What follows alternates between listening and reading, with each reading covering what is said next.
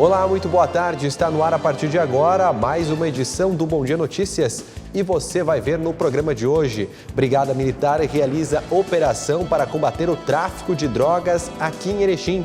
Também entre os destaques, homem preso suspeito de retirar chupa-cabra que foi instalado em caixa eletrônico aqui na cidade já está liberado. Você vai ver o motivo dele em uma carta apresentada pela Defesa.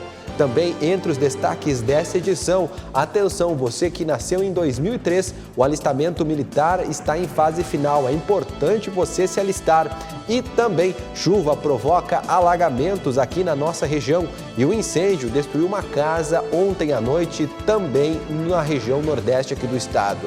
Essas e outras notícias você vê a partir de agora no Bom Dia Notícias, que já está no ar.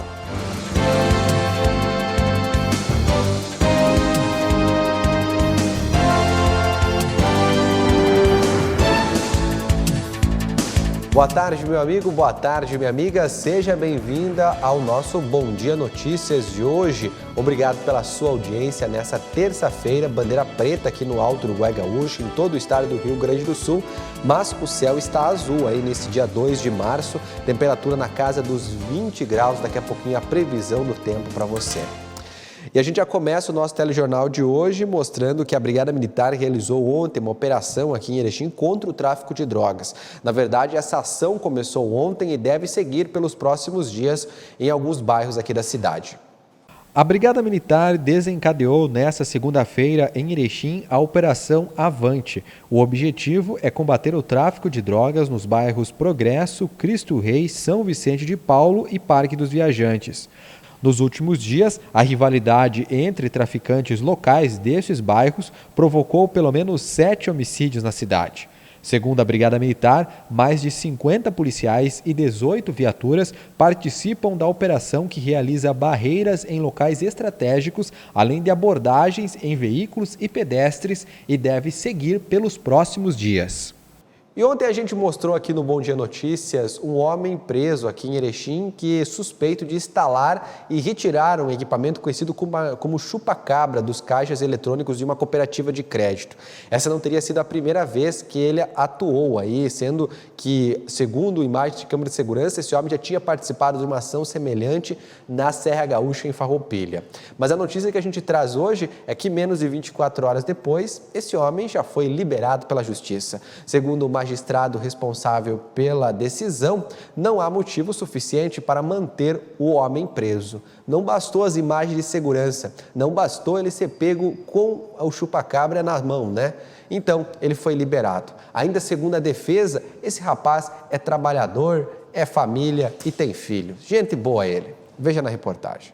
A defesa do homem que foi preso suspeito de instalar um equipamento conhecido como chupa-cabra e que rouba informações bancárias em caixas eletrônicos no último fim de semana em Erechim, confirmou através de uma nota na manhã desta segunda-feira que o mesmo já foi liberado para responder em liberdade.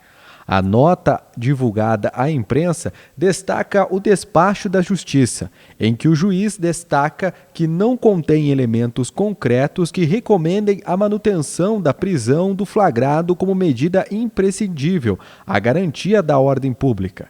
Pelo contrário, uma vez que, conforme a certidão de antecedentes, o acusado é primário, não havendo, em princípio, risco de reiteração criminosa. Igualmente, não há elementos que vislumbrem o intento do flagrado de evadir-se da aplicação da lei penal ou que ameace o regular deslinde processual, eventualmente instaurado, não se justificando deste modo a decretação da prisão preventiva. Segundo a Brigada Militar, imagens apresentadas pela instituição bancária onde o homem teria instalado o equipamento mostram a ação do suspeito, que também teria praticado o crime em uma unidade na cidade de Farroupilha, na Serra Gaúcha. Para a defesa, o suspeito é inocente. Segundo a nota, o homem trabalha, além de ter casa, família e filhos pequenos. Muito bem, gente. Olha, eu nem vou comentar muito esse caso do chupa-cabra aí, Mas depois, quando as pessoas ficam bravas e a situação de injustiça é grande, aí reclamando da justiça, né, muita gente fica bravo, né? Porque tem imagens das câmeras de segurança que mostra, se não sei se é esse homem, mas é alguém muito parecido com ele lá, retirando o chupa-cabra das agências da cooperativa de crédito. E também ele foi pego com o equipamento na mão. Por que ele retirou? Como é que retira? Quem é que sabe retirar um negócio desse aí? Né? Não é o Leandro que vai lá no banco, pega e puxa um negócio desse daí. Né? Mal contada essa história e ainda vem se falar, a defesa vem falar para mim que ele é um trabalhador, pai de família, né? Mas eu nem vou comentar porque eu não quero aumentar essa história. Olha, a decisão está na mão da justiça, né? É lamentável, o Brasil está do jeito que está por situações como essa, que tem imagens mostrando do cara, o cara foi pego com o equipamento e mesmo assim diz que não foi ele. Vamos seguindo com outras informações agora. Olha, uma operação conjunta acabou com uma aglomeração lá no município de Erval Grande. Você viu aqui ontem na TV Bom Dia o prefeito de Erval Grande pedindo, pelo amor de Deus, para que as pessoas se cuidem e fiquem em casa. O médico do município de Erval Grande mostrando que 2 pessoas que estão lá no município não conseguiam leitos para serem internadas em hospitais de referência. E mesmo assim, muita gente segue aglomerando lá em Erval Grande. Por isso, uma operação conjunta entre a Prefeitura, a Brigada Militar e o Comitê de Prevenção ao Coronavírus acabou com uma aglomeração lá no município. Os policiais chegaram até o local através de uma denúncia anônima. A aglomeração estava ocorrendo às margens de um rio na comunidade de Toldo. Todas as pessoas que estavam no local foram autuadas conforme a legislação permite e logo após liberadas. Olha, é lamentável esse fato também, viu? Muita gente, infelizmente, só vai entender a gravidade dessa doença quando perder alguém da sua família ou bater na porta de um hospital precisando de um leito de UTI ou qualquer outro tipo de leito e não ter. É lamentável que as pessoas não tenham amor ao próximo e amor à vida das outras pessoas, né? Que mundo é esse que nós estamos vivendo? Vou seguir fazendo festa, vou seguir por aí, porque essa doença não faz nada.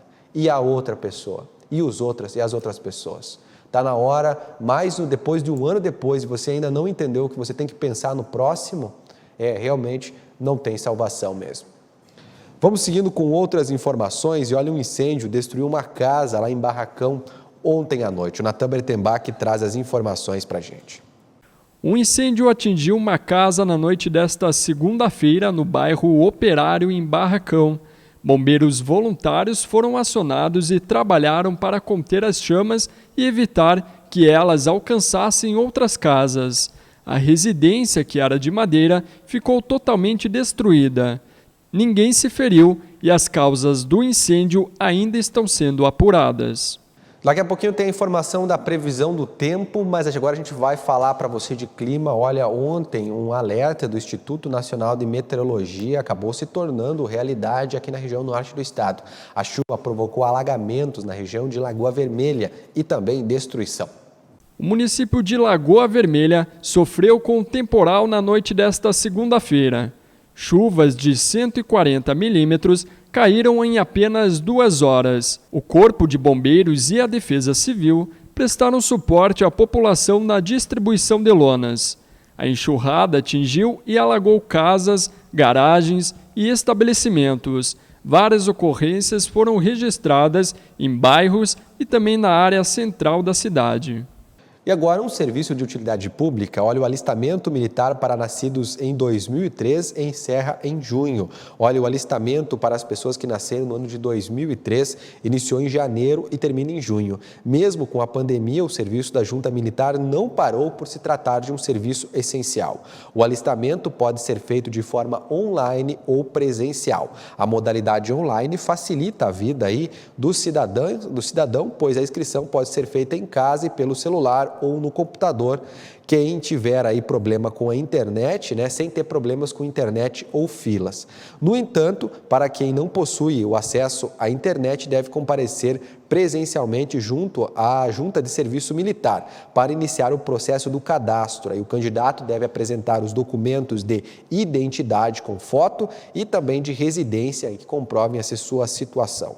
O alistamento militar aqui no Brasil é obrigatório para os homens que completam 18 anos. Quem não se alistar, além de pagar uma multa, pode ficar com os documentos, toda a sua documentação inativa durante até 1 ano, até que tudo seja regularizado. Então, atenção, você que nasceu no ano de 2003, tem que se alistar esse ano, os jovens, os homens, viu?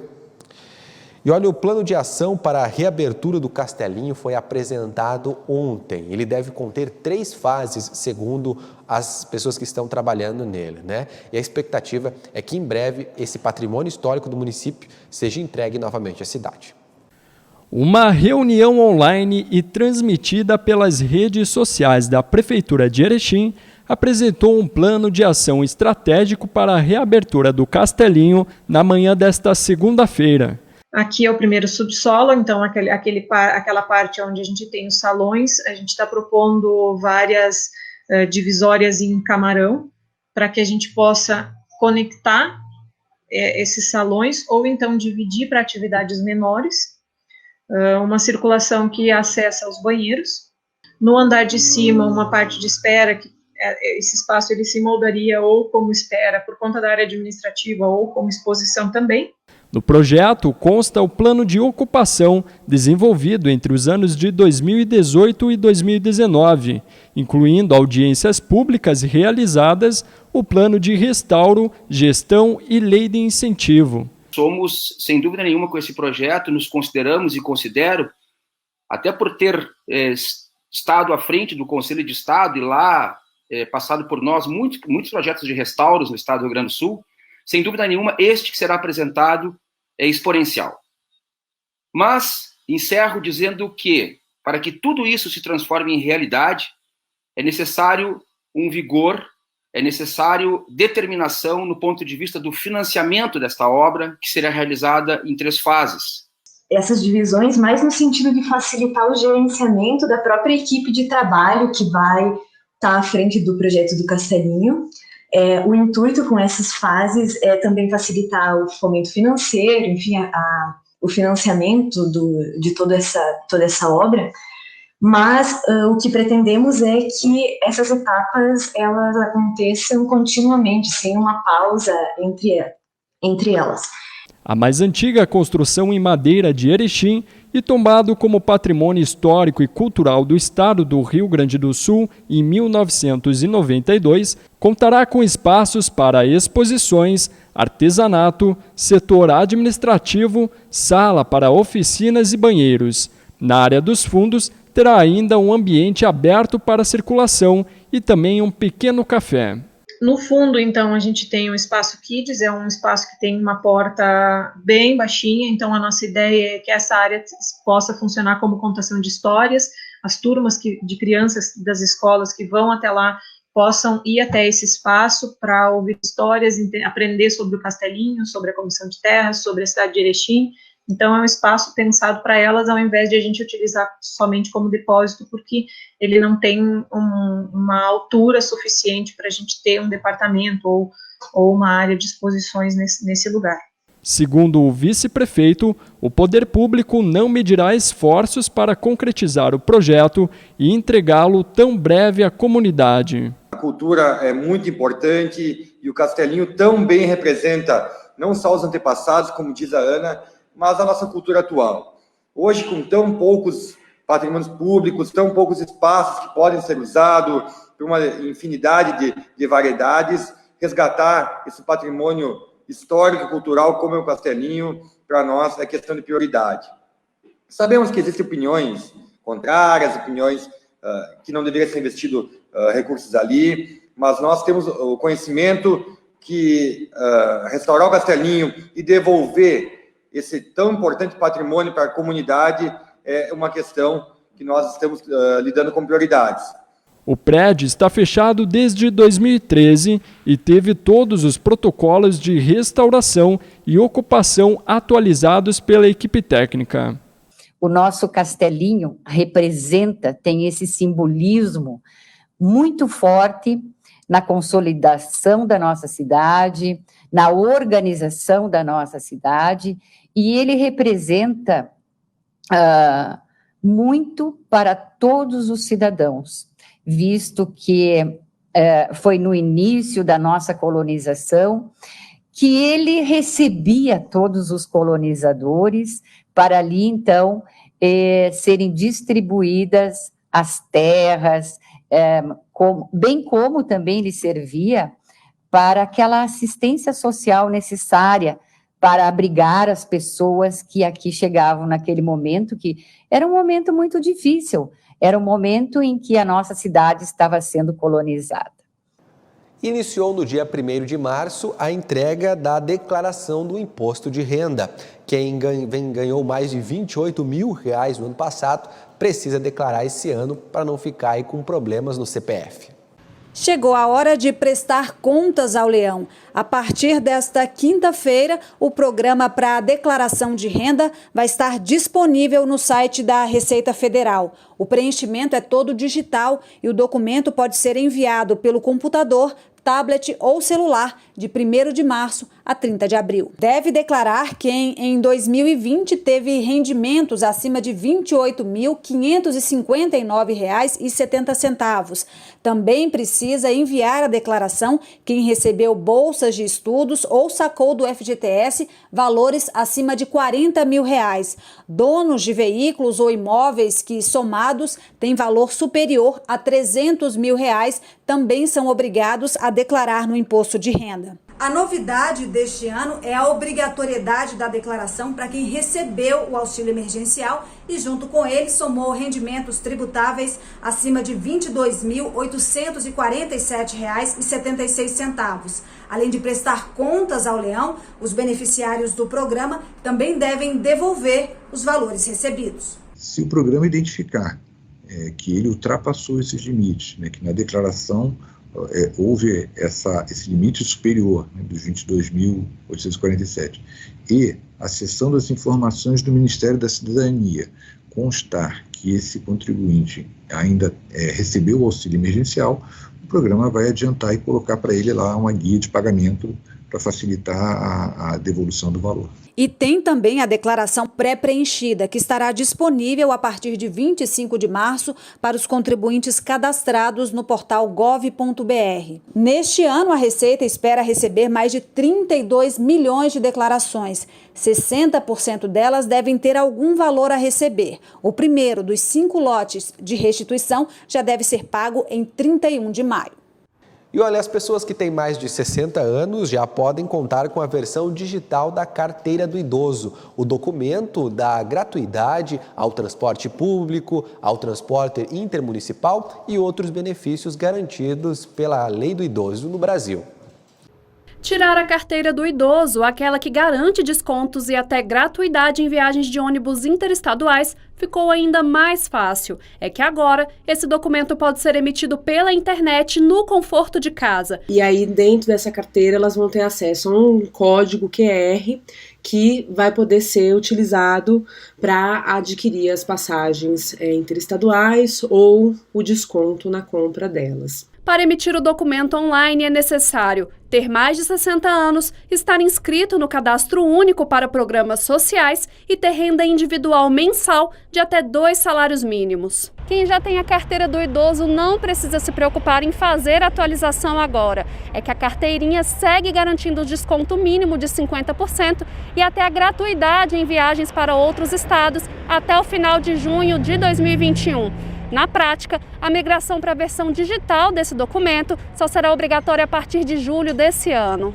A carteira do idoso deixou de ser emitida pelo Centro de Referência de Assistência Social e agora é de responsabilidade do Ministério da Cidadania. Mas em caso de dificuldade de acesso à internet ou de dúvidas na hora de fazer o cadastro, pode procurar a ajuda nos CRAS, que continuam tendo acesso ao sistema de emissão das carteirinhas. Tanta novidade assim é um incentivo a mais para quem ainda não tem o documento. Eu não possuo essa carteira do Ministério da Cidadania, carteira de idoso, mas pretendo ter esta carteira aqui digital. E o Pix, o novo sistema de transferências bancárias do Banco Central, já tem mais de 65 milhões de usuários. Agora, a TED e o DOC, que antes eram utilizados muito para a transferência de dinheiro, foram praticamente aposentados pelos brasileiros, né? Com o Pix, que é muito mais rápido, né? E também barato, já que não tem nenhum custo nessa transação entre os envolvidos. Veja como está funcionando o Pix. O Pix tem sido um novo queridinho de muitos brasileiros na hora de pagar contas ou transferir dinheiro. Meu cliente hoje, em vez de passar o cartão no débito, ele faz um Pix, que ele não paga nada e nem eu pago nada por isso. Então, para mim, é de grande benefício. Muito em breve será possível cadastrar chave Pix para movimentar contas salários. Atualmente, essa funcionalidade só está presente em contas correntes e poupanças. Também será possível realizar pagamentos por aproximação. Para aderir ao Pix é simples. O cadastro da chave pode ser feito pelo aplicativo do seu banco. Ao acessar o Internet Banking, a opção geralmente está disponível no menu principal. Escolha a opção Registrar ou Cadastrar chave e siga o passo a passo fornecido pelo aplicativo. É possível cadastrar até 4 chaves diferentes para cada conta bancária. O número do celular, o CNPJ, em caso de pessoas jurídicas, ou o CPF, em caso de pessoas físicas, o endereço de e-mail ou uma chave aleatória que é gerada automaticamente pelo aplicativo no momento de cadastrar essa opção. Cada chave é única, por isso não é possível cadastrar a mesma informação em 2 contas diferentes. Outra funcionalidade prevista para esse ano é o saque em dinheiro por meio do sistema de pagamentos do Pix. Os valores em espécie poderão ser retirados em estabelecimentos comerciais ou nos caixas eletrônicos. É possível realizar um Pix mesmo que a conta de destino não tenha uma chave cadastrada. Se a pessoa não tiver essa chave, ela ainda assim pode receber um Pix, desde que passe o conjunto completo de informações para que esse pagamento seja realizado. E o primeiro satélite 100% brasileiro já está em órbita. Olha, o lançamento aconteceu na Índia no início dessa semana e foi acompanhado pelo Ministério da Ciência e Tecnologia. O satélite vai ajudar no combate aí ao desmatamento da Amazônia e outras iniciativas aqui do Brasil. Com cerca de 640 quilos, o satélite Amazônia 1 se desprendeu do foguete de lançamento e entrou em órbita apenas 17 minutos depois de sair da Terra. Ele vai girar a uma distância de cerca de 750 quilômetros da superfície do planeta. A equipe do INPE, em São José dos Campos, interior paulista, desenvolveu o satélite e acompanhou a contagem regressiva para o lançamento com muita expectativa durante a madrugada. O Amazônia 1 é o primeiro satélite de observação do planeta completamente projetado, integrado, testado e operado no país e faz com que o Brasil passe a um grupo de 20 países que dominam o ciclo completo de desenvolvimento de satélites. E nesse projeto nós temos vários subsistemas inovadores, inéditos para o Brasil, como o propulsor, né, e alguns outros subsistemas. Então nós temos vários benefícios associados ao projeto. O projeto do Amazônia 1 teve início há 8 anos aqui no Instituto Nacional de Pesquisas Espaciais e recebeu um investimento de 400 milhões de reais. Antes de ser enviado à Índia, em dezembro, o satélite passou por uma série de testes neste laboratório aqui do INPE. O satélite possui uma câmera capaz de registrar uma faixa de 850 quilômetros em alta resolução. Com a operação em conjunto com outros 2 satélites que já estão em órbita e têm o mesmo tipo de câmera, será possível obter imagens de um ponto específico em intervalos de tempo de 1 a 2 dias. O equipamento permitirá monitorar o desmatamento da região amazônica, além de acompanhar o desenvolvimento da agricultura em todo o território nacional. O ministro da Ciência, Tecnologia e Inovações, Marcos Pontes, foi à Índia para o lançamento e parabenizou o time brasileiro. Successful launch. Muito bem, meu amigo, muito bem, minha amiga. Agora tem um recado importante para você que está pensando em comprar, vender ou alugar um imóvel. A Solar Imóveis é imobiliário de confiança e qualidade e tem sempre as melhores opções para você que quer uma casa maior, um apartamento com mais espaço ou está procurando o local ideal para sua loja, o seu escritório e, por que não, a sua indústria. Visite agora mesmo a Solar Imóveis no centro, aqui de Erechim, pertinho da Caixa Econômica da 7, ou então acesse o site solarimóveis-rs.com.br. Só no site da Solar você vê as fotos dos imóveis, as condições de pagamento e a documentação documentação necessária. Tudo o que você precisa saber na hora de comprar, vender ou alugar um imóvel. Então não perca tempo, viu? Você já sabe, compra, venda e locação de imóveis é na Solar Imóveis. Vamos para o intervalo, na sequência tem mais Bom Dia Notícias para você. O Rodrigo Finari está falando dos destaques da coluna Pente Fino. E no esporte você vai ver a estreia do Internacional no Campeonato Gaúcho. Colorado venceu aí com a base ontem o Juventude. A gente volta já.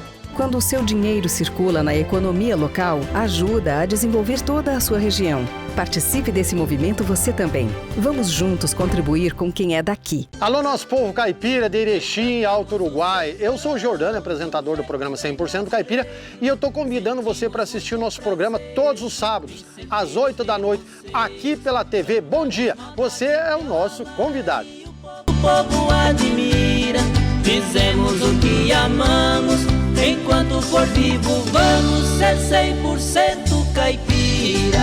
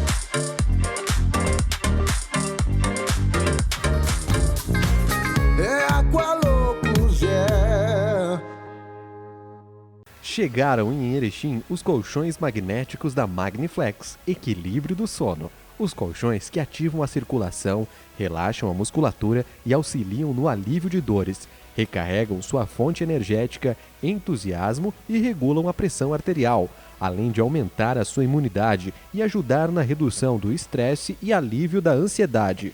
Confira os preços de fábrica e as condições que cabem no seu bolso com parcelamento em até 12 vezes e 15 anos de garantia. Colchões magnéticos Magniflex. Venha nos visitar. Rua São Paulo 169, em frente ao Posto BR. Oi, gente, eu estou aqui nessa agência linda do Sicredi para te contar uma novidade. Estamos comemorando 40 anos. 40 anos de conquistas e resultados. E a Sicredi Uniestados preparou um ano cheio de ações, especialmente para você, associado. E eu estou aqui com o presidente e os diretores da Sicredi Uniestados e nós vamos falar sobre esse ano incrível da cooperativa. Lisandro, como é que foi essa jornada de 40 anos? Uma jornada de muito sucesso, de alguns desafios, mas que lá na época, 20 associados se reuniram e hoje somos mais de 105 mil associados, mais de 600 colaboradores que diariamente ajudam os associados a realizarem os seus sonhos, a desenvolver as comunidades, os municípios, seja no Rio Grande do Sul, em Santa Catarina e em Minas Gerais. Então estamos muito felizes em comemorar esse grande marco para a cooperativa nos seus 40 anos. E para isso, nós criamos uma grande campanha que a partir de hoje será entregue aos associados. Jaime, como será a campanha e de que forma o associado poderá participar? Então, a campanha será uma campanha de capitalização, onde todos os associados da cooperativa poderão participar e a cada R$100 que o associado aplica em cota capital, ele recebe o número da sorte e ele concorre ao sorteio. Serão 3 sorteios durante o ano, então são 53 prêmios de R$2.000, 53 prêmios de R$10.000 e mais 4 prêmios de R$100.000. Então todos os sorteios serão através da Loteria Federal e todos os associados poderão participar. Adelar, além da campanha, o que mais os associados podem aguardar aí em comemoração aos 40 anos da Sicredi Uniestados? Estaremos realizando muitas ações, principalmente nas nossas agências, na nossa sede. Estaremos também iniciando a obra da nossa agência Agro, onde nasceu a nossa cooperativa. Como o Lisandro falou, os nossos primeiros 20 associados. Continuaremos trabalhando muito forte com as nossas comunidades, incentivando o seu crescimento, seu desenvolvimento E também, um programa especial da nossa cooperativa, investiremos muito forte também nas ações sociais. Portanto, convidamos a todos os nossos associados que participem da campanha, comemorem conosco e desejamos boa sorte a todos vocês. Vem crescer com o Sicredi, fortaleça a sua cooperativa e ainda concorra a R$1 milhão em prêmios. Sicredi Unistados, 40 anos juntos. Atenção! Todo o Rio Grande do Sul está em bandeira preta até o dia 7 de março. Estamos vivendo o pior momento da pandemia. O risco de contágio é elevadíssimo. A capacidade de atendimento em UTIs está no limite. Não te aglomera. Conheça os protocolos da bandeira preta em distanciamentocontrolado.rs.gov.br. Fica em casa.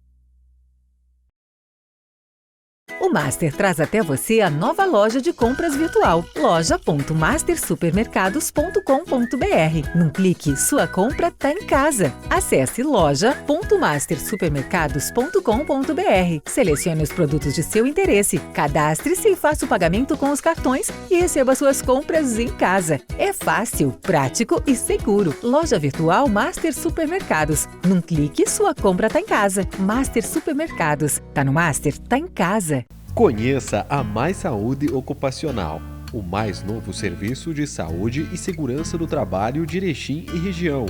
Promova um ambiente mais saudável e produtivo na sua empresa, com o apoio de quem oferece um serviço completo de gerenciamento em saúde do trabalhador.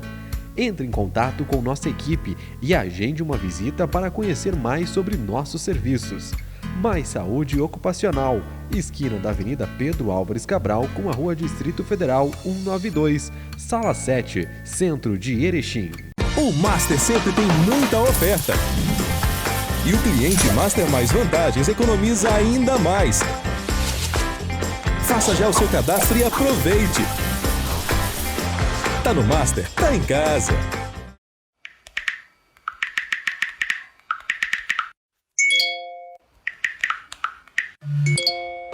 Não vai dar nada, meu. É só chegar. A galera tá toda aqui, ó. Larga de ser trouxa e vem, meu. Tá, tô indo então. Pra quem achava que não ia dar nada, infelizmente deu. Estamos no pior momento da pandemia. Por isso, redobre os cuidados. E, principalmente, não te aglomera. Olá pessoal, meu nome é Vanderlei Madaloso, sou médico infectologista. Estou aqui hoje para falar sobre o Covid-19 com vocês. Estamos com um aumento significativo no número de casos e no número de internações nos hospitais e em toda a nossa região. Venho pedir para vocês manterem as medidas de prevenção. O uso da máscara sempre que você sair de casa, usar o álcool gel nas mãos, manter o distanciamento entre as pessoas e evitar aglomerações. Conto com vocês. Covid mata. Não seja a próxima vítima. O cenário da pandemia do Covid-19 está se agravando. Com o aumento expressivo de casos ativos e a elevação das taxas de ocupação dos leitos hospitalares, o comportamento da sociedade reflete diretamente nos indicadores da Covid-19. Se for possível, fique em casa. Se tiver que sair, adote com rigor as medidas de prevenção. Evite locais com aglomeração. A prevenção e o cuidado são as nossas únicas armas. Cuide-se. Cuide de quem você ama.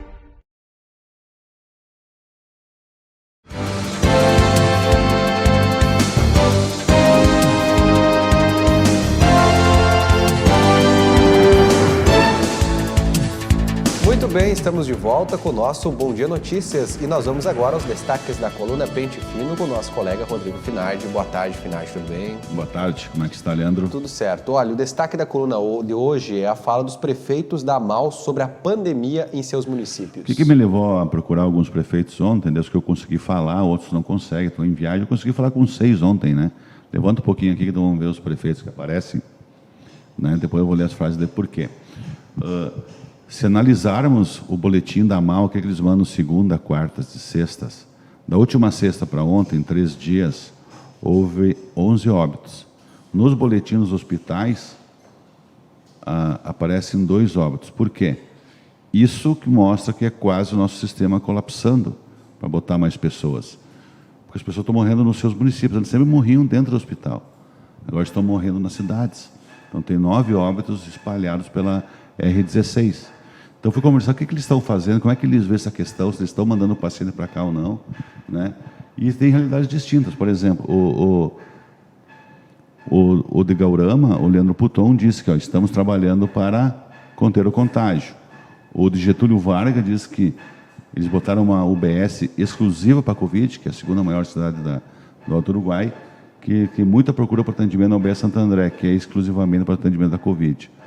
O Vladimir Farina, o prefeito de Barão de Cotegipe, o que nos preocupa é que as pessoas mais novas estão sendo internadas, que ele faz essa questão, que ele vê que jovens estão indo e que essa carga viral dessa nova cepa do vírus ela é mais forte, as pessoas ficam mais tempo, né? O Cleiton Bruno, prefeito de Viadutos, diz que sabemos que a situação é grave, estamos alertas, que não tem problemas na cidade, não tem nenhuma pessoa no Hospital Pompeia lá de Viadutos, mas eles estão atentos, eles estão passando no comércio, ele dá uma cutucada no Eduardo Leite, que um dia ele faz uma coisa e depois outra, e segundo ele, eles passaram em todo o comércio para dar a norma da bandeira preta, depois tiveram que voltar em todo o comércio, que tinha mudado já no final de semana, umas normativas da faixa preta. O Jefferson Zimmermann, que é o prefeito de estação, né? Estamos sem pacientes graves e sem problema de internação, mas estamos atentos e qualquer informação mais grave ele irá repassar para nós. Já o Marcelo Arruda, de Barra do Rio Azul, todos os segmentos da economia estão respeitando a bandeira preta. Então, o que é a questão? Nós temos, na realidade, distintos municípios, mas todos estão preocupados com a situação dos hospitais, que estão praticamente lotados. A nossa UTI está com quase 110% de ocupação, os 2 do Caridade e do Santa, e depois nós vamos falar mais sobre isso, numa matéria específica. Tá, Leandro? Bom, vamos subir aqui porque tem mais destaques. Olha, a má informação é a promoção do conflito. E a promoção do conflito e em nada combaterá a pandemia. A gente acompanhou, a nível do Brasil, que após o Bolsonaro botar no Twitter a relação que passou para os municípios, que 19 governadores da pandemia, né, de recursos, que 19 governadores fizeram uma carta repudiando as declarações do presidente, dizendo que elas não condizem com a verdade. Então, essa é uma frase que o governador disse. Ontem ele deu uma coletiva sobre isso. Ele fez esse post também no Twitter dele e depois colocou no Facebook. Para ele, o presidente mistura todos os repasses federais até os obrigatórios que constam na Constituição Federal. Se, ele diz que o Estado recebeu os 40 milhões, mas da Covid é 3, segundo ele, que arrecadou 70 e votou 40. Então, não foi uma benevolência do presidente, ele apenas devolveu o que o Estado produz. E teve aquela baixa produção, aí sim, que tem uma parte que mas não é os valores que foi divulgado segundo os governadores, inclusive o nosso, né? Olha, qualquer trabalho que prove o pão de cada dia, o pão de cada dia é essencial. Em torno de 400 lojistas de Erechim, no final de semana, já estavam se organizando e fizeram um cartaz, como a empresa doou, com essa frase. O cartaz é esse aqui, ó: qualquer trabalho que provê o pão de cada dia é essencial. É um protesto pacífico, cada um nas suas fachadas de lojas, dizendo que essencial não é só comida, que se provém o pão, tudo é essencial. E esses que são atacados varejistas que não são enquadrados dentro dos serviços essenciais. Então, hoje, pela cidade, quem andar vai ver nas fachadas das lojas, esse cartaz já está, desde ontem à tarde, já começaram a colocar.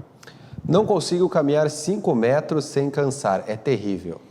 Cara, o procurador do município de Erechim, Daniel Grossi, está internado no Hospital de Caridade.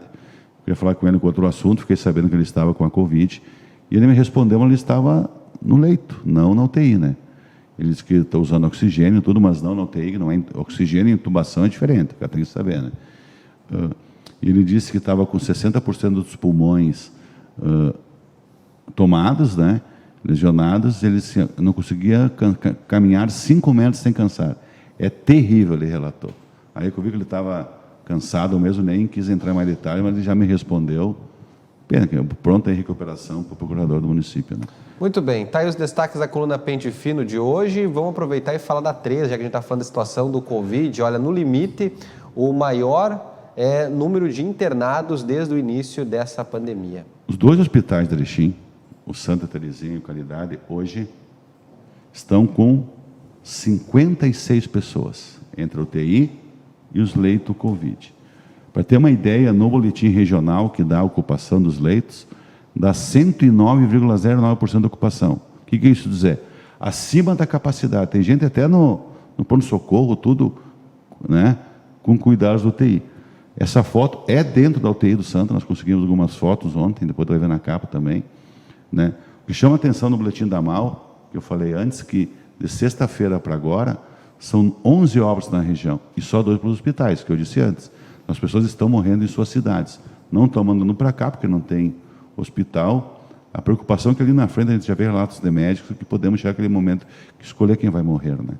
E nós temos um reflexo do feriado de Carnaval, quem viajou, que nós devemos ainda ter algum reflexo nas internações. Porque ainda não acabou a segunda fase da vacinação, então a pessoa não está imunizada. O único segredo é vacinar. Não tem outra maneira, né, para imunizar. Ontem, diante disso, o deputado Paparicubab conseguiu em Brasília 8 respiradores para o Santa. Isso vai ajudar. Outro dado interessantíssimo é que nós pulamos de 929 para 999 casos ativos nas regiões. 1.000 casos ativos na região no boletim de ontem. E o que mais aumentou foram os leitos clínicos. Na sexta-feira, hoje mostra uma ocupação de 92,14%, o que aumentou 34,67%, que era 50 e poucos por cento na sexta. Então, praticamente também está lotando os leitos, não de UTI, os leitos de clínica, né? Então, são 22 pacientes de qualidade, 34 na região, já são 77 óbitos em geral, e a preocupação é essa, o perfil do internado. Amanhã nós teremos uma matéria acompanhando esses dados, a evolução dos internados, onde teremos o perfil de idade e tudo, que eu acho que é importante, e essa carga viral que eu falei que é mais forte, ela acaba deixando as pessoas mais tempo na UTI. Por isso que está lotando, que tem mais baixas que altas, é mais gente entrando no hospital, é numa situação pior, que exige UTI, e saindo poucos. E o que me preocupa é esse dado aqui, ó, do mapa da MAU, que ele mostra, ó, casos ativos, 999, era o levantamento deles, até quase 1.000 pessoas estão com a Covid. Eu já falei aqui. Era 929 na sexta e 999, então 70 casos a mais só no final de semana. Impressionante. Muito bem, vamos para a capa do Bom Dia de hoje, que fala sobre esse assunto, é essa matéria aí, e essa imagem muito forte, né? E o que também fala, o que destaca é essa frase dessa enfermeira aí do Hospital Santa Terezinha, Rodrigo. É que essa questão, são 2 matérias. Ontem eu e o Igor trabalhamos a 4 mãos, eu com os dados e ele com as informações da USP Norte, de várias pessoas, e conseguiu uma enfermeira, que entre elas conversaram tudo bem, que trabalha na linha de frente, na UTI do Santa, e ela fez um relato. Então, essa foto representa as 2 matérias, entendeu? Muitos pacientes só saem daqui dentro de um caixão, dizendo que, e tu vê todos os estudos no Brasil, cada 3 pacientes que vão para UTI, 2 morrem. Então, são muitos pacientes que 2/3 acaba indo. Então, é um relato forte dessa enfermeira, que mostra a situação que estão vivendo. Aqui, que é essa que eu comentei agora, essa foto é de dentro da UTI do Santa Terezinha. Tu vê lá, eles estão em 6 profissionais, provavelmente virando um paciente com a Covid baixado de bruço. Esse aqui está de bruço, dá a impressão que está morto, mas não é. É que quando tu põe o respirador, de bruço o resultado é mais rápido dos medicamentos e para diminuir a pressão nos pulmões. Então, a maioria dos pacientes que estão já em estado grave, eles ficam boa parte de bruço. E aqui tem a gente já viu fotos, tudo, é uma foto forte, aquilo que os olhos não veem, que eu digo ontem, né, que vive dentro, a gente ouviu falar e tudo, mas isso mostra claramente a situação que vivemos. O diretor do Santa Terezinha, o executivo, o Ayub, ontem nós tivemos a aprovação, então, naquele projeto da Câmara, que eu falei ontem também de sexta, para a contratação de 34 profissionais para montar uma equipe multidisciplinar, onde vai pular para 18 leitos. Hoje estão operando com 15, com as equipes sobrecarregadas, conseguiram ajeitar, tinha 12, né, para 15, e ele quer até quinta-feira, ele quer deixar os 18 prontos, que vai precisar ser usados. Não terá ainda todos os profissionais, mas vão sacrificar os que já estão dando de frente trabalhando, para poder ter um atendimento de UTI que requer uma vigilância 24 horas por dia. E são profissionais da UTI, são profissionais das alas clínicas, muita gente tem que trabalhar aí. A gente vê só um leito aí, 6 pessoas para poder atender o paciente. Uma pessoa, entendeu? Então, tu vê a dificuldade e é o contato, porque baixa muito rápido a saturação, a falta de oxigênio, tem que estar atento o tempo inteiro. É um trabalho, assim, que todos merecem um aplauso da gente, né? Que estão lá. E às vezes a gente viu um exemplo, não aqui da Erechim, de fora, uma enfermeira que trabalha na UTI, que acabou contraindo a Covid e morreu por não ter uma UTI para ela. Olha que é a ironia do destino. Salvou tantas vidas, ajudou a salvar tantas vidas, e quando ela precisou não tinha leito para ela. Não me lembro qual a cidade do Brasil, eu li ontem, achei muito emblemático para o momento, né? Mas está aí, cara, é uma capa. Eu acho que o objetivo nosso realmente no jornal é mostrar a realidade nua e crua, não é botar panos quentes, que o momento é grave. A gente sabe aquela questão de economia e saúde, mas tem que ter saúde para poder trabalhar também, né? Então é muito tênue essa linha. Eu não critico quem defende a economia, não critico quem defende a saúde, nós temos que buscar um meio termo. E não é fácil para os governantes. Se abrir tudo e estourar os casos, quem que é a culpa? É dos governantes. Se fecha, pode dar quebradeira na economia. É uma situação que tu vê, por exemplo, eu não concordo com tudo que o Eduardo Leite faz. Agora, tu vê no semblante dele que ele está esgotado, né? Tu vê os prefeitos, assim, muitos fazendo... tu vê nos olhos deles que eles estão... Às vezes não sabe mais o que fazer. Ocorre quando alguns soltam o verbo e pedem ajuda. Xanxerê, por exemplo, que a gente teve aqueles exemplos semana passada, que está um caos, Chapecó, nem se fala. Xanxerê, em 3, 4 dias, 6 pessoas morreram sem poder ser atendidas, estão por falta de atendimento. É culpa da saúde? Não. É culpa de todos, é culpa de quem não se cuida. Não é uma culpa individual, é isso que a gente tem que ter. Não é culpa de A, B ou C. Todos têm sua parcela de culpa e todos têm que contribuir. A gente sempre fala em empatia. Ainda temos um caminho tortuoso pela frente, eu acho, não terminou, que a única saída hoje é se cuidar e esperar que as vacinas sejam mais céleres. Porque se tu comparar a nível de outros países, o país é menor, pequeno, não funciona. O Brasil está mais devagar dos países. As regras da vigilância são mais brandas. Nós temos essa questão de uma briga política do presidente com vários governadores. Isso acaba refletindo nas ações práticas de saúde. E a gente precisa saber aquilo que eu disse aqui, né, na sexta-feira. O inimigo é o mesmo de todos, é o vírus. Então, nós brigar pelo vírus não adianta, nós temos que brigar para combatê-lo. E para combatê-lo hoje, só com a vacina. Não é a melhor vacina do mundo, não é 100% eficaz. Tudo bem.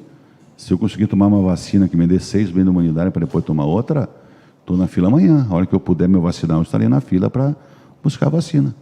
Ela não é para sempre. Tudo bem, nem todas as vacinas são. A gente se vacina para gripe todo ano. Crianças se vacinam todo ano. Então, até ter uma vacina mais eficaz, nós temos que trabalhar com o que a gente tem, né, Leandro? É verdade. Muito bem, obrigado, Finardi. Até a próxima. Até a próxima, e deixar aqui que o Inter começa a temporada 2021 bem, com um time de garotos, terceiro, quarto time, podiam jogar a Copa de São Paulo.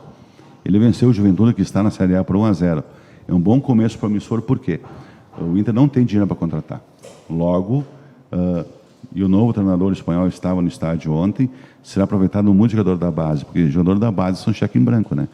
E hoje, com o futebol competitivo, se não tem pulmão, não aguenta mais, né? Tu vê que só os velhos não seguram mais a onda. E pode dar o toque, mas precisa a piazada para correr. E ontem o Inter provou que pode. Porque essa base, que não foi usado muito, se me engano, tinha meio time da base, né? E agora eu acho que vai ser enxertado muito jogador da base dentro do time profissional ao longo do ano. Tudo bem. Bom, gente, agora vamos ao comentário do Igor Miller. Te liga, porque opinião você também vê aqui.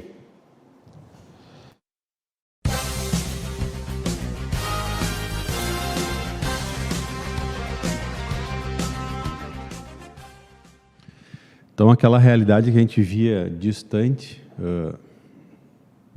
mas próxima, porque estava dentro do nosso, de certa forma, dentro do nosso alcance também, dentro do nosso país, e vinha acontecendo no nosso país, ela chegou até os domínios da nossa vivência agora. Agora já a gente não é mais televisivo ou distante a situação caótica da saúde pública. Ela é real, ela é local e é regional. Ou seja, nós atingimos todos os limites possíveis nessa questão.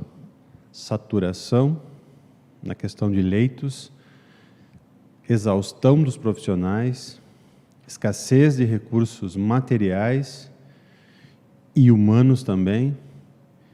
E agora a tendência, infelizmente, até esse quadro, as medidas estão sendo tomadas, as medidas estão sendo feitas, a bandeira preta está aí, o que significa altíssimo grau de contaminação do vírus na comunidade.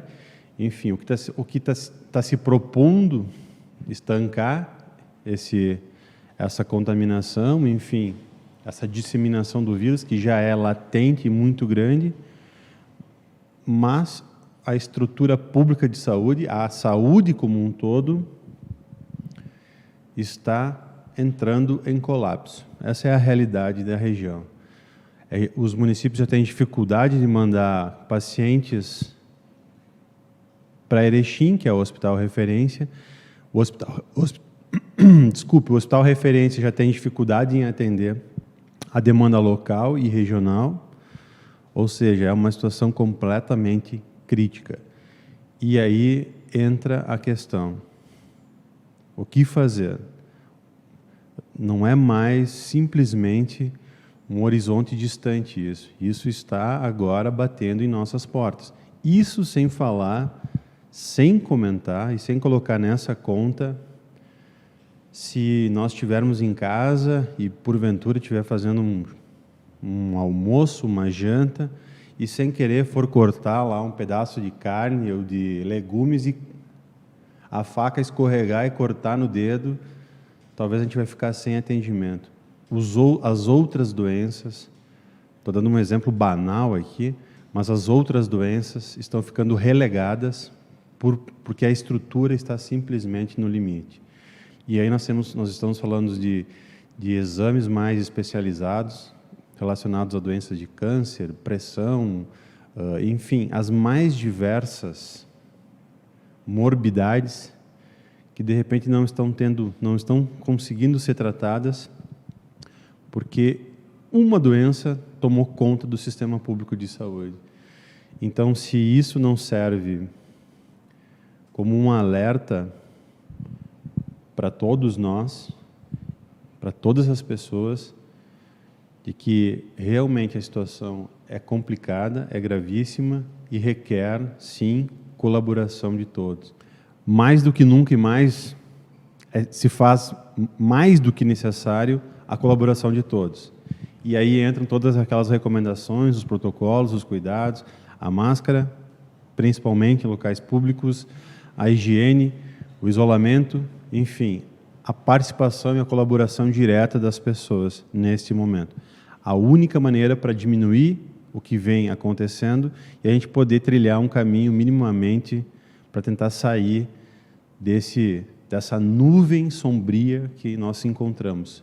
E não se sabe até quando ela vai ficar aí. Uma boa semana a todos e é isso aí. Seguimos com o nosso Bom Dia Notícias. Vamos agora aos destaques do Bom Dia impresso e digital com Natan Bretenbach.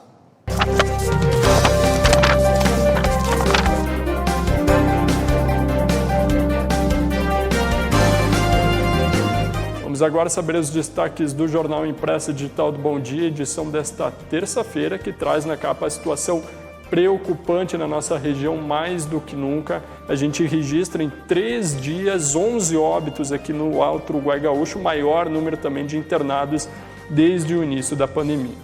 A coluna do Rodrigo Finardi, ele fala sobre os prefeitos da AMAL que estiveram comentando a respeito da pandemia em seus municípios. Na página 3, o maior número de internados desde o início da pandemia, os hospitais estão no limite. Na página 4, os colunistas de opinião, e na 5 você confere a UFAR, que dá início à segunda fase de seu projeto lá em Goiás. Página 6 tem o fato da foto, e na 7, muitos pacientes só saem daqui dentro de um caixão, a fala e desabafo de uma enfermeira do pronto-socorro do Hospital Santa Terezinha, aqui de Erechim. Na página 8, o novo período vai de 8 de março até 9 de abril aqui no município. E na página 9 está falando sobre o projeto que prevê a reabertura do Castelinho em 2 anos. Tem os classificados do Bom Dia, você também confere o caderno de variedades e na segurança, ações da Brigada Militar evitam arremessos de pacotes no presídio de Erechim, também o combate ao tráfico de drogas aqui no município na Operação Avante. Contra a capa do Bom Dia, Ipiranga estreia com vitória no Gauchão 2021 e o Grêmio larga em desvantagens nas finais da Copa do Brasil. Outras informações você pode estar acessando no site do Jornal Bom Dia, www.jornalbomdia.com.br. Muito bem, vamos falar de esporte agora com o Eric Oliveira. Boa tarde, Eric. Boa tarde, Leandro. Para quem está nos acompanhando também, boa tarde. Vamos começar com o Internacional para falar do Campeonato Gaúcho. O Colorado venceu o Juventude ontem no Beira-Rio, jogando praticamente com o Sub-20. Praticamente com o Sub-20. Ontem eu falei que 11 desses jogadores seriam do Sub-20. E um jogador apenas, que é o goleiro, vamos dar destaque para ele depois, na sequência, que tinha mais de 20 anos, que tinha 26 anos, que fez uma partida muito boa, o goleiro Daniel. Mas mais detalhe para o Inter, porque o Inter ganhou por 1-0, jogou muito bem contra o Juventude e está aí. É essa que é a grande conquista para um time do tamanho de Inter e de Grêmio, que é colocar jogadores sub-20, sub-17, jogadores que são as joias do clube que nós chamamos, que quando precisa estão aí e demonstraram resultado. O time do Inter jogou muito bem, e aí eu lembro de uma frase, Leandro, que eu escutei até mesmo na última temporada que o Ipiranga enfrentou o Inter aqui no Colosso da Lagoa, que até o time reserva, o time B, o terceiro time do Inter, é melhor do que os times do interior. E de fato é o que acontece.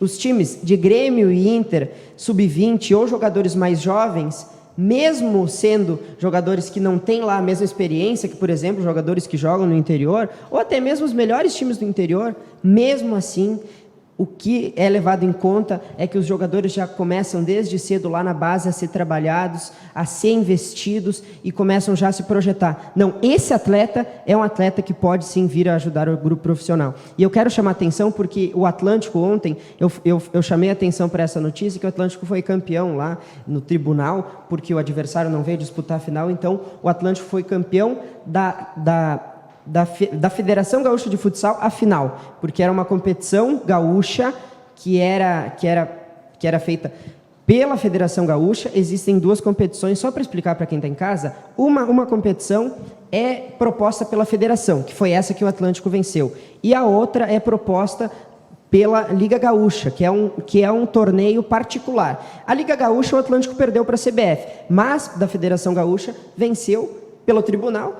mas venceu. E o interessante é que esses jogadores eles vão fazer parte do time profissional do Atlântico. Nós já temos 4 nomes que se mantiveram da última temporada e o Atlântico vai utilizar. E o melhor de tudo, Leandro, é que esses jogadores podem atuar no sub-20, no profissional, e são jogadores da região. Então nós estamos fortalecendo o esporte municipal, fortalecendo o esporte de toda a nossa região, fazendo com que o futsal se torne também algo profissional. Do Inter para o Atlântico, de volta para o Internacional, falar do goleiro, você ia falar do goleiro Daniel, destaque ontem da partida, é isso? Destaque, é isso aí, até o pessoal brinca, novo Alisson, será que é novo Alisson? Tem até uma matéria no site que eu acabei de postar sobre esse goleiro novo, goleiro que fez grandes defesas no jogo de ontem, e é um goleiro que, quem sabe, se acaso vier acontecer alguma coisa, tá bem servido de goleiro, caso venha a ter necessidade o time do Inter. Sem o jogo do Grêmio com Caxias, que aí foi adiado devido ao Grêmio ter jogado na final da Copa do Brasil no domingo, né? E esse jogo aconteceria nessa segunda-feira, que está aí adiantado, mas nós já temos a tabela do Campeonato Gaúcho, vamos ver como é que está o time aqui, os resultados, é isso? Como é que ficou aí essa primeira rodada, Eric? Definida a primeira rodada com exceção de um jogo, Caxias e Grêmio. Caxias e Grêmio foi adiado por conta da final da Copa do Brasil, mas os outros jogos já definidos. O Ipiranga que abriu a rodada 3-0, o empate do Novo Hamburgo e Pelotas, 1-0 do Esportivo para cima do São José, e o Aimoré que venceu lá no Bento Freitas, o time do Brasil de Pelotas, e o Internacional que venceu por 1-0, então ontem o time do Juventude. E já temos mais ou menos um esboço da tabela da primeira rodada. Muito bem, vamos dar uma olhada então como é que fica, porque na verdade com esse resultado o Ipiranga vai liderando o Campeonato Gaúcho pelo saldo de gols, né? Porque aí fez 3-0, até o momento o Ipiranga é líder nessa rodada do Campeonato Gaúcho. E a próxima rodada como é que fica? A próxima rodada o Ipiranga pega o Novo Hamburgo no Colosso da Lagoa, Grêmio e Brasil de Pelotas, é um jogo interessante, o Grêmio também vai provavelmente jogar com o time reserva, hein, pessoal?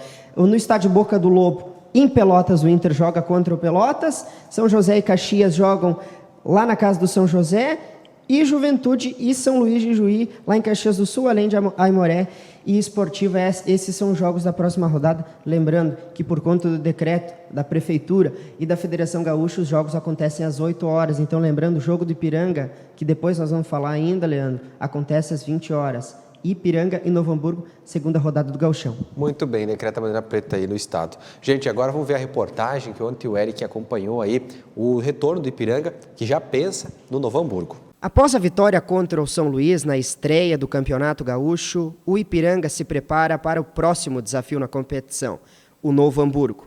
O Canarinho vai para a disputa confiante, após uma vitória de 3-0 na primeira rodada, com direito à foto de comemoração no vestiário. Uma estreia muito boa, né? Dentro do que a gente esperava. A gente sabe que o Gauchão é um campeonato curto, né? E a gente frisou isso antes da estreia, que tem essa importância de começar bem, né? Então, graças a Deus aí e todo o grupo, a gente conseguiu uma excelente vitória fora de casa, né? Que nos dá uma confiança a mais aí para agora, dentro de casa, né? Nessa segunda rodada, conseguir a vitória novamente para se manter, né, nessa pegada aí no início da competição, para que lá na frente vai ser muito importante essa arrancada. Das 4 primeiras rodadas que o time vai disputar, 3 delas são fora de casa. A única exceção é na quarta-feira, diante do time do Novo Hamburgo, em Erechim. E é importante começar bem, porque o torneio é curto e a gente vai manter essa pegada aí, procurar agora focar no jogo dentro de casa, que esse campeonato cada jogo é uma batalha, uma final. A partida entre Ipiranga e Novo Hamburgo ocorre às 20 horas no estádio Colosso da Lagoa. Muito bem, tá aí então, o Ipiranga preparado para o Novo Hamburgo, temos que se assustar com esse adversário, Eric, ou não? O Novo Hamburgo vem de um empate na primeira rodada, já o Ipiranga vem com uma grande vitória, uma vitória com V maiúsculo, como tu disseste em outra oportunidade. Eu acho que o Ipiranga está muito mais motivado e muito mais querendo buscar mais 3 pontos do que o time do Novo Hamburgo. E jogando em casa, eu acho que o Ipiranga tem tudo para fazer mais uma vitória, mais uma belíssima atuação, porque no primeiro jogo foi uma belíssima atuação e garantiu o Ipiranga, por conta do saldo de gols, como tu mesmo falou, está liderando o grupo, mas é a primeira rodada. Quem sabe, se o Ipiranga vencer o próximo jogo, vencer o jogo contra o Novo Hamburgo, já dá para pensar em alguma coisa, porque o torneio é muito curto, então são 11 jogos, acho que são 11 jogos, são 12 equipes, 11 jogos, e 2 rodadas já mata já na quarta-feira. Então, caso o Ipiranga consiga 6 pontos, é muito interessante e já dá para pensar, quem sabe, o pessoal está falando muito em ser campeão no interior, para isso precisa vencer do Novo Hamburgo. E detalhe, no jogo da primeira rodada, dos 11 jogadores que começaram a partida, 10 estiveram na última rodada do Brasileirão Série C da última temporada. Então, é uma base muito forte que se manteve. Esse resultado não é um resultado inesperado por conta do que o Ipiranga jogou, mas é um Ipiranga que está muito bem montado. O pessoal tem reforçado tem reforçado que a pré-temporada foi em alto nível, foi uma pré-temporada muito bem desenvolvida, até mesmo na parte física. Então, o Ipiranga está preparado para esse jogo contra o Novo Hamburgo. Eu imagino uma vitória, não sei se vai ser tranquila, mas eu imagino que sim, o Ipiranga vai conseguir esses 3 pontos, aí soma 6 e vai pensando, sonhando lá com o topo da tabela lá adiante. Hoje à tarde tem sorteio da Copa do Brasil, amanhã a gente traz os destaques para você. O nosso tempo encerrou. Obrigado, Eric, pela participação. Muito obrigado, Leandro. Para o torcedor do Ipiranga também, boa sorte e vamos juntos, Canarinho. Agora vamos com a previsão do tempo, então. Te liga porque você vê o clima aqui também.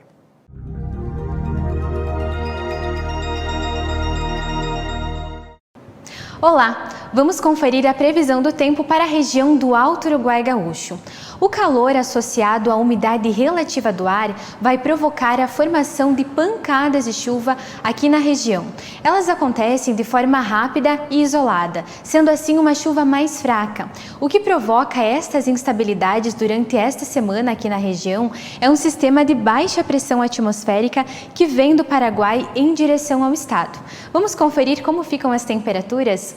Aqui em Erechim a mínima será de 17 graus, a máxima de 27 e a umidade relativa do ar fica em torno de 60%. Ainda pode chover cerca de 7 milímetros. E já nos municípios de Paulo Bento e São Valentim, a mínima será de 18 graus e a máxima de 28. Mais informações e detalhes sobre a previsão do tempo você confere no site do Bom Dia.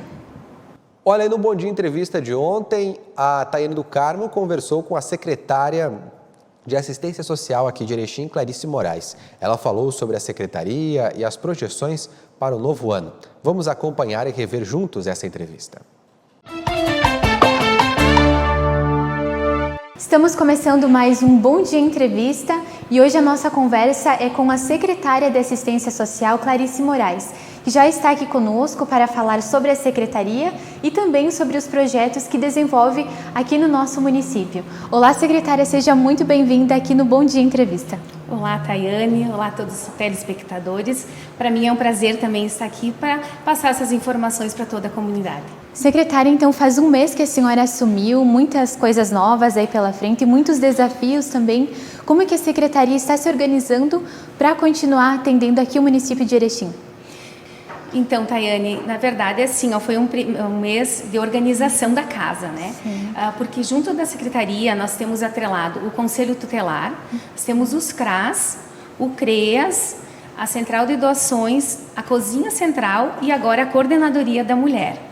Então, é um trabalho bem complexo, a gente tem 90 servidores na secretaria e a gente também está buscando, né, se integrar a todos eles, conhecer todos os setores, né? Então, é um trabalho bem complexo, mas eu tenho certeza que é uma secretaria muito importante para todas as pessoas que necessitam dela.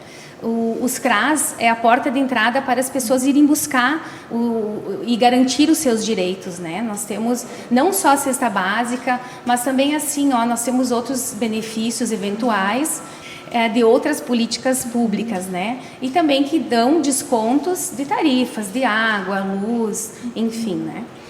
Temos também agora a reabertura da Coordenadoria da Mulher, que vai ser lá na casa de abrigo para as mulheres. A gente foi trocado o objeto dela, então agora a gente vai fazer a abertura dela no dia 8 de março, oficialmente, para retomar então essas ações, esses programas. E hoje, com essa pandemia, a gente percebe que aumentou muito a violência contra as mulheres, então a gente precisa dar esse suporte para garantir uma vida melhor também para elas, né? E eu coloquei ali que a gente tem a Cozinha Central. A Cozinha Central, então, ela oferece as refeições para o pessoal que é abrigado no albergue, também para as pessoas que participam das oficinas nos CRAS e no CREAS, elas fazem uma refeição, um lanche com muito carinho, e a gente foi conhecer tudo isso também, né? E nesse tempo que deu a pandemia, ali a partir de abril, a gente teve então o albergue lá no ginásio do Bela Vista, que é também do município, que é atrás do fórum, né?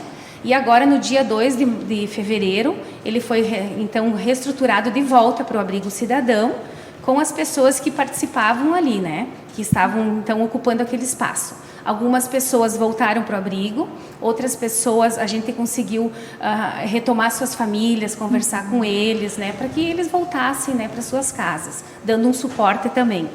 E também alguns eram fora do município, então a gente colocou para a sua cidade de origem, né?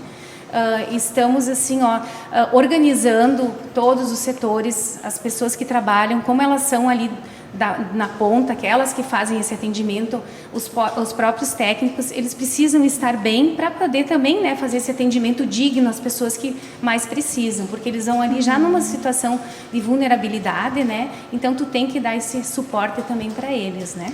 Secretária, a senhora comentou a respeito do cadastro único, né? Como que funciona, assim, para as famílias que precisam, tem que se inscrever? Como que é esse cadastro, né? O que ele abrange, assim, para as famílias aqui de Erechim? A assistência social também ela é uma política pública importante como a saúde, como a educação, e ela não se restringe só para as pessoas de vulnerabilidade ou de baixa renda, mas para todas as pessoas que dela necessitam, né? Então, para fazer esse cadastro, tem que se dirigir até os CRAS, a Secretaria de Assistência Social. Geralmente, quem faz essa atualização, esse cadastro, são as mulheres da família. Precisa, sim, levar a documentação original. Às vezes acabam esquecendo do documento, mas hoje a gente tem internet, então também fica mais fácil. Se daqui a pouco chega lá, tu não tem uma conta de luz para comprovar o endereço, né? Aí o pessoal mesmo faz esse atendimento, busca essas informações. Mas é importante sempre atualizar, manter atualizado, para você conseguir daqui a pouco um desconto na tarifa de água, de luz ou alguns outros benefícios. Secretária, no início dessa administração, vai haver alguma mudança na secretaria, na forma de conduzir os trabalhos?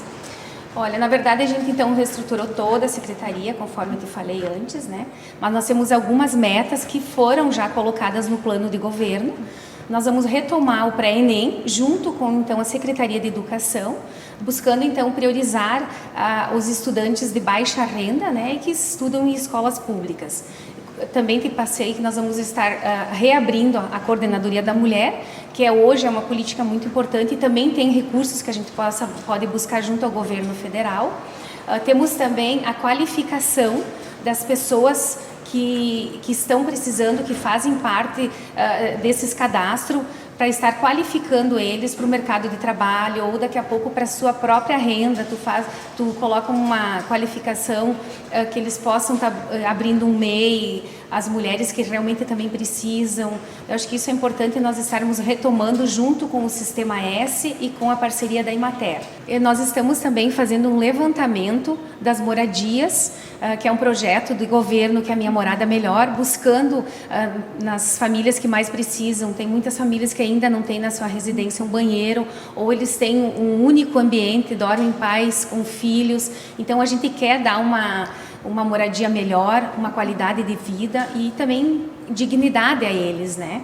Então, dessa forma, a gente está fazendo esse levantamento, já temos algumas famílias cadastradas junto à habitação, para nós, então, fazermos essa parceria junto com a habitação e o Obras para desempenhar, então, essa meta de governo.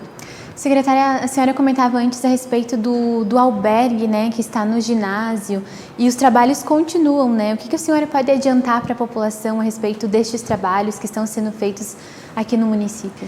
Na verdade, o albergue ele é um lugar de passagem, né? Um local de passagem. A maioria das pessoas que usam ele já sabe como que funciona. Lá no ginásio, ele era mais liberado para os moradores de rua nessa situação que aconteceu, né, da pandemia.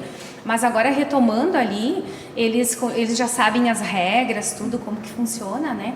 Então, estamos lá trabalhando junto com o protocolo da saúde, cuidando toda essa parte, para eles também terem, então, essa segurança, né? Secretária, em relação também na pandemia, cresceu bastante os artistas, né, de rua. Tem algum planejamento para eles? Algumas pessoas também no sinal, né, que a gente percebe, por exemplo, os imigrantes. A Secretaria já tem, nesse sentido, algum planejamento para essas pessoas? Elas procuram, assim, a Secretaria? Como que está funcionando? Sim, essa demanda chega até nós, com certeza. A gente faz todo o acolhimento, a gente vai até o local, a gente busca conversar com eles, mas na verdade é um direito deles, eles já têm essa escolha, porque às vezes fica também mais fácil para eles estarem ali buscando o dinheiro, porque quando tu vai fazer essa abordagem, tu tem que, às vezes, tem a família ali, então uns são acolhidos para o albergue e as crianças vão para o lar, né? Então eles têm o direito também de escolher. Então a gente faz o nosso trabalho como secretaria, junto com o Abrigo Cidadão, junto com as técnicas, mas muitas vezes a gente também tem que respeitar o direito deles, a escolha deles, né? Esse ano passado, com a pandemia, a arrecadação dos alimentos acabou diminuindo, né? Tem várias entidades aqui em Erechim que fazem, por exemplo, o Mesa Brasil, tem muita arrecadação de alimento. Neste ano, como é que ficou assim, essa situação? Diminuiu mesmo a arrecadação de alimentos? Como que está, secretária? Diminuiu bastante. A gente até esteve numa reunião com a Sandra, que é a coordenadora do SESC, do Mesa Brasil, mas acredito, e pelo que ela nos passou também, que ninguém passou fome, eles conseguiram suprir todas as necessidades. Claro que quando nós tínhamos os eventos grandes, como o Rally, como a FRINAP, a gente conseguia uma arrecadação muito maior. Mas as pessoas mesmo se solidarizaram e fizeram essa doação. E toda a doação foi entregue para o Mesa Brasil. Mas eles fizeram a redistribuição para as entidades, como sempre foi feito, né? E as entidades, então, repassavam para as famílias que necessitavam e que participam das oficinas e das ações de cada entidade. Então, elas foram, sim, beneficiadas. Pelo que ela nos passou, todos foram contemplados. E a gente vai suprir também. Na própria secretaria, durante os meses, era repassado em torno de 200 e poucas cesta básica. Nesse mês de janeiro, foi repassado 350, porque não é só as pessoas que procuravam anteriormente de vulnerabilidade. Hoje nós temos pintor, músico, pessoas... Outros setores. Isso, que eles também não estão trabalhando, então eles também estão passando por algumas dificuldades e a gente vai suprir essa demanda. A gente está se programando, acredito que isso vai até julho, agosto, e nós estamos sim buscando suprir todas essas necessidades. Até no mês de janeiro, os CRAS e o CREAS fizeram um atendimento de 2.640 pessoas, né, que foram buscar esse atendimento, não só, eu digo, a cesta básica, mas também os benefícios eventuais. A gente está com uma demanda grande e vamos atender da melhor maneira possível. Temos também acolhidos no lar dos idosos, no lar das crianças, nós temos um convênio com eles, então nós estamos com 97 acolhidos, né, nesses locais. No próprio Abrigo Cidadão, hoje nós estamos com 13 abrigados, né, que, como eu te falei antes, a gente tinha um pouco mais, mas foi já colocado alguns de volta para suas famílias, outros retornaram para suas cidades de origem, né? Então a gente está fazendo atendimento conforme chega até nós. Secretária, a senhora comentava antes ali no início da entrevista sobre a central de doações, né? Neste ano, como que ela vai funcionar? Vai ser no mesmo sistema do ano passado? O que as pessoas podem doar ali na assistência? A equipe da secretaria já vem conversando para ver de que forma que a gente vai fazer então essa campanha. A campanha vai sair, mas nós temos muitas roupas, né? O pessoal doa muita roupa.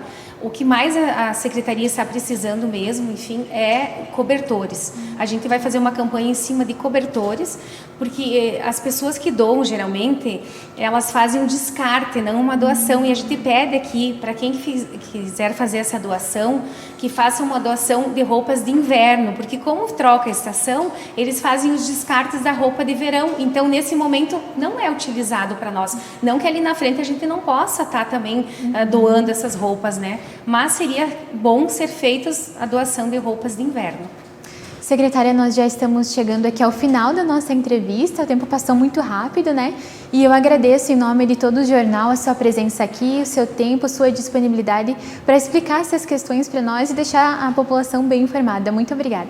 Eu que agradeço e a gente também está à disposição para qualquer informação também que a comunidade precisar. Estamos à disposição lá na Secretaria, nos CRAS, nos CREAS, para poder atender cada vez mais as pessoas que precisam. E o Bom Dia Notícias de hoje está ficando por aqui. Eu quero agradecer a sua audiência e lembro que você pode rever esses e outros programas no site www.tvbomdia.com. Uma ótima terça-feira para você, tudo de bom. E amanhã, a partir do meio-dia, eu estou de volta com as informações aqui da nossa região. Mais cedo, o Café Bom Dia com a Taiane do Carmo e às 10h30 da manhã, o Minuto Bom Dia com o Natan Bretenbach. Muita informação para você sempre aqui no Bom Dia. Até mais, gente. Tchau, tchau.